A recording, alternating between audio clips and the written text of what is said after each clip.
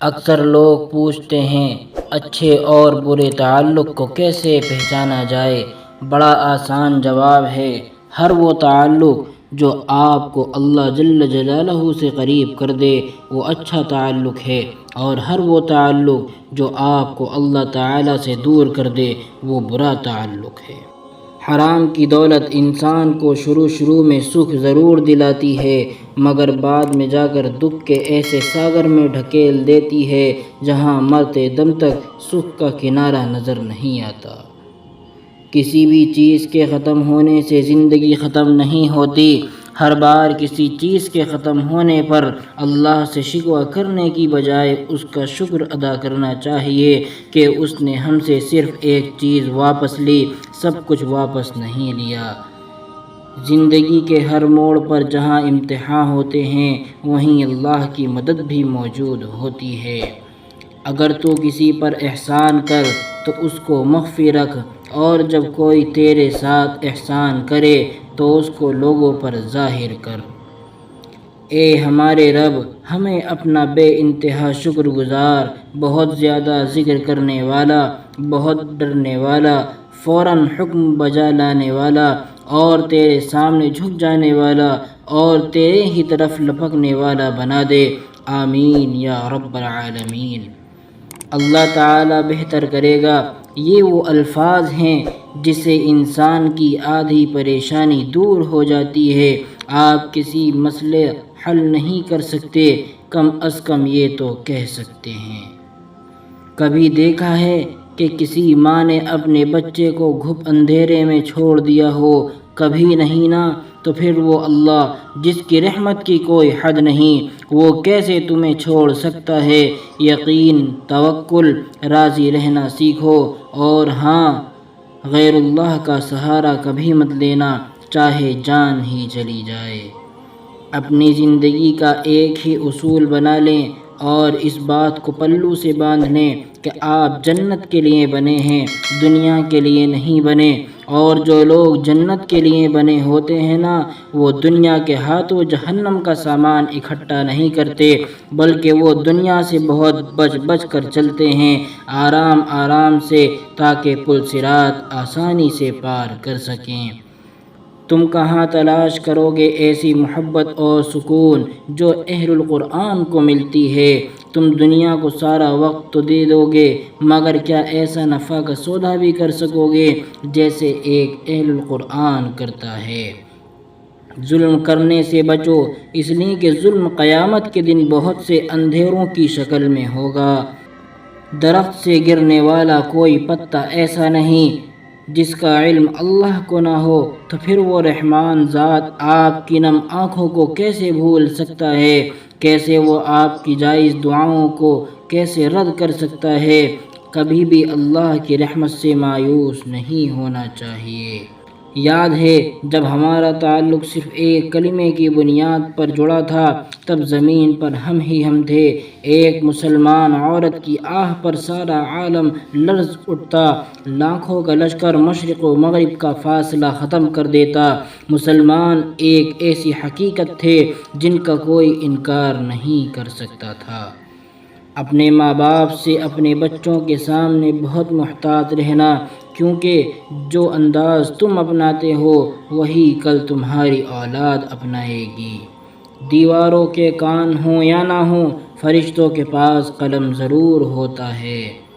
میں نے کچھ رشتے اپنی غلطی نہ ہوتے ہوئے بھی دوسروں سے معافی مانگ کر نبھائے ہیں، منتیں کر کے نبھائے ہیں، پھر بھی لوگ قدر نہ کریں، دکھ تو ہوتا ہے نا۔ میں نے اس سے صرف محبت ہی نہیں کی تھی، محبت تو ہر ذی روح سے ہو جایا کرتی ہے۔ میں نے اس کے لیے اپنی انا کو مار ڈالا تھا۔ سنو لڑکیوں، یہ نامحرم لوگ وقت گزارنے کے لیے تمہیں شہزادی کا لقب دیں گے، لیکن تم نے نظر انداز کر کے اپنے بابا کا غرور قائم رکھنا۔ دعا ایک ایسی قوت ہے جو تقدیر کو بدل دیتی ہے، مصیبت مٹا دیتی ہے، مشکل کو آسان کر دیتی ہے۔ تقدیر اللہ کے اختیار کے پردے میں ہے، اس لیے اللہ جو چاہتا ہے مٹا دیتا ہے اور جو چاہتا ہے قائم کر دیتا ہے۔ اللہ کے ساتھ جڑے رہیں، اسے پکارتے رہیں۔ دو بول اپنے آپ سے اتنی محبت تو ہونی چاہیے کہ خود کو جہنم سے بچا کر جنت کی طرف لے جائیں۔ انسان کے دل میں خوف باقی رکھنے کے لیے اللہ رب العزت نے عمل صالح کی قبولیت کو مخفی رکھا، اور مغفرت کی امید باقی رکھنے کے لیے توبہ کا دروازہ کھلا رکھا۔ جس دل میں امید و خوف کی کیفیت ہوگی، اس کا دل عمل صالح کی طرف زیادہ راغب اور برائی کی طرف کم مائل ہوگا۔ اللہ نے بغیر کسی مقصد کے کوئی چیز تخلیق نہیں کی، آپ کی بھی تخلیق کا کوئی مقصد ہے۔ سچے دل سے اس مقصد کو تلاش کریں، آپ کی زندگی شاندار زندگی میں بدل جائے گی۔ اگر ہم اپنی چاہتوں کی ترتیب بدل لیں تو ہماری چاہتیں ساری پوری کر دی جائیں۔ ہم اللہ سے اسی لیے دعائیں نہ مانگیں کہ اللہ ہمیں دے اور راضی کر دے، ہم اللہ سے یہ مانگیں کہ اللہ تعالیٰ آپ راضی ہو جائیں۔ بادشاہ جب راضی ہوتا ہے تو پھر بے بہا عطائیں کرتا ہے، مانگنے سے وہی ملتا ہے جو مانگا جائے، اور راضی ہو جانے سے وہ بھی مل جاتا ہے جو مانگا نہیں۔ زندگی موت کا ایک طویل راستہ ہے جس پر ہم اداس اور تلخ قدموں کے ساتھ چلتے ہیں۔ آپ کوشش کریں خود کو ان لوگوں کی صحبت میں رکھیں جو آپ کے ایمان کو سلامت رکھے، نہ کہ ان لوگوں کی صحبت میں رہیں کہ جو آپ کے ایمان کو کمزور کرے۔ ہمیشہ اچھی صحبت اور اچھی محفل والوں میں بیٹھا کریں۔ آزادی اللہ تعالیٰ کی بہت بڑی نعمت ہے جو کڑی محنت اور بے مثال قربانیوں کے صلے میں ملتی ہے۔ ایک نسل اپنا آج دوسری نسل کے کل کے لیے قربان کر دے تو آزادی کا سورج طلوع ہوتا ہے۔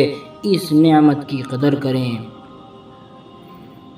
آدمی کی حیثیت اس کے علاوہ کیا ہے کہ وہ اپنی عمر کے سفر پر رواں دواں ہے۔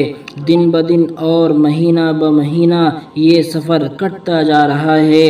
ہر گزرتے دن اور رات کے ساتھ وہ اس دنیا سے دور اور قبر سے قریب تر ہوتا جا رہا ہے۔ مومن جب اللہ کے ساتھ اپنے قلبی اور باطنی تعلق کی اصلاح کر لیتا ہے تو رب کریم لوگوں کے سامنے اس کے ظاہری احوال کو سنوار دیتا ہے۔ مرد خوش قسمت ہے اگر وہ عورت کی پہلی محبت ہو، عورت خوش قسمت ہے اگر وہ مرد کی آخری محبت ہو۔ ذرا سوچئے، مرنے کے بعد گھر والے آپ کے پیسوں کا قرض تو اتار دیں گے مگر کسی کے ساتھ کیے ہوئے ظلم اور زیادتی کا قرض نہیں اتار پائیں گے، اس کا حساب خود دینا ہوگا۔ ہمارے ارد گرد بہت سے لوگ دوغلے پن کا مظاہرہ کرتے ہیں اور سمجھتے ہیں کہ ہم سامنے والے کو دھوکہ دے رہے ہیں۔ ایسے لوگوں کو یہ بات سمجھنی ہوگی کہ وہ مسلسل کسی کو دھوکے میں نہیں رکھ سکتے۔ کائنات کا پورا نظام ہی محبت کا عکاس ہے، پھر بھی نہ جانے کیوں محبت پہ لوگوں کی سوچ صرف مرد اور عورت کے تعلق تک محدود ہو جاتی ہے۔ محبت ہو جائے تو ایک عام سا چہرہ بھی خوبصورت لگنے لگتا ہے۔ محبت کا خوبصورتی سے کوئی تعلق نہیں، اور جو محبت خوبصورتی دیکھ کر ہو وہ محبت ہی نہیں۔